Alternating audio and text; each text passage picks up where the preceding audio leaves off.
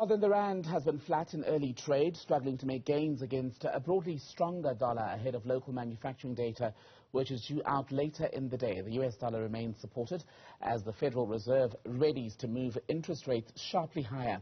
Let's speak about this with Petri Redelinghuys, trader and founder of Herenya Capital Advisors. He's joining us now to talk through the latest developments on the markets. Petri, welcome to Daytime Update as always. Give us a sense first of how the local currency is doing now today.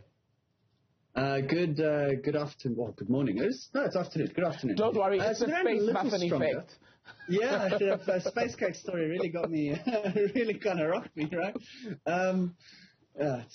Anyway, so the rand a bit stronger today. Markets sort of mostly risk off. We see quite a bit of strength coming through from the commodities.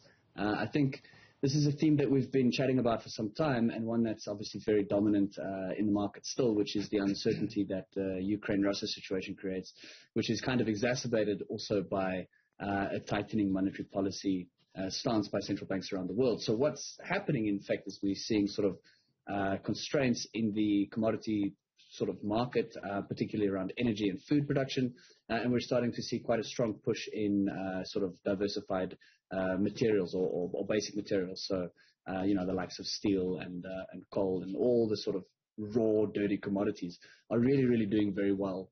I suppose that depends entirely on which side of the fence you're sitting on. The share prices are doing well for the companies that are operating in that space, as the prices of those commodities are busy soaring, particularly food price, for example, I've been seeing some sharp increases. The world sort of food price index is at the highest level it has ever been, right? So it's a tough situation, and that uncertainty and sort of pressure is starting to come through in most of our markets, in most of the markets around the world, really. So we see gold trading up a little bit, platinum up around 1.5%, palladium up around 4%. Interestingly enough, Brent crude oil is down around 2.4% on the day so far, so that's some relief. But unfortunately for equity markets, it's not proving to be enough. Our market, for example, top 40 index, the all share index today, down just over 0.5%, with the green stuff, being positive on the day, is all sort of precious metals and commodities stocks, right? So, a bit of a not a very nice way to start the week. It seems as though we are in for, even looking at S&P 500 futures, for example, trading down around 0.25% at this stage. Asia didn't have the strongest session. Tencent in China down around 4.3%. So that's putting pressure on our industrial index on this side. Obviously, mass production process coming under the hammer on the back of that as well. So tough start to the week. I think that there's still a lot of uncertainty out there. Volatility is still at a heightened level. It's sort of been persistently higher than it has been over the last 2 years. It's been persistently higher than it's been in sort of any period before that I can remember. And we are in a situation where the bond market, particularly in the US or globally at least, is under quite a bit of pressure. And that, to me, feels like it might start spilling into equities. So a cautious approach is absolutely recommended at this stage. You referenced right at the beginning the Russian invasion of Ukraine and the economic ripple effect still being felt now. Ericsson announcing a suspension of its business with customers in Russia indefinitely, and that then means about 600 staff members are placed on paid leave. How is that actually panning out? Well, we'll see how that pans out, whether, how long their paid leave will last. It's obviously very unfortunate for the 600 affected families in that equation. But, on a broader perspective, what we're seeing from Western nations is that they're just doing sort of really broad, sweeping sanctions across basically everybody in Russia. When we can, I suppose, debate whether or not that's very humanitarian, because the military and the leadership of one country is doing something. Does that make it necessarily fair for the rest of the people in the country to suffer, even if it wasn't their choice? We are seeing some protests against the government in Russia, against the war, and yet the sanctions are affecting, for example, 600 families at this stage, right? We've seen more and more Western companies pull out of Russia, refusing to do business with them, and closing up shop in their countries. McDonald's, for example, is another one. So it's really having a very big impact. And over the weekend, we saw the European leaders at least sort of making all sorts of proclamations how they should sort of ramp up the sanctioning against the Russian country and the people of Russia. So this situation is not one that's going to go away anytime soon. I think every now and then we get a bit of hope that some sort of resolution is coming on the horizon. However, from what we're seeing is that Western nations, NATO nations particularly, are supplying the Ukrainians with lots of weapons, lethal aid they call it.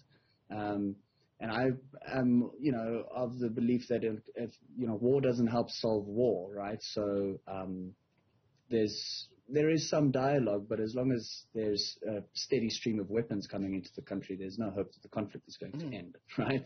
So I don't know. I think it's a very tough situation. I think that the downstream effect of this is absolutely higher food prices. Consider that between Russia and Ukraine, they produce like 40% of the world's fertilizer. That affects, farming even in South Africa. Fertilizer prices are up something like 150%. Farmers are, no longer able to produce crops at a level where they can make a profit. If they're going to run a loss, they're not going to plant, which is going to put food scarcity at the top of mind on a global scale, right? So this situation, I don't think, is getting any easier. Hopefully, there is some sort of an amicable situation, but it's starting to seem as if we thought COVID-19 and the first round of lockdowns 2 years ago did economic damage. I think we just have to wait and see what happens. I think it's going to be a little worse. Something else that we are watching out for today, manufacturing numbers for February due out later. How high are expectations for that? So we've got two numbers really to watch here. Obviously, this is South African manufacturing production. So the month-on-month number is actually, the consensus forecast is for there to be a contraction of 1%. Previously, we had a 1.9% growth on a month-on-month basis. The year-on-year number consensus growth is around 3.1%, so we're measuring from February to February.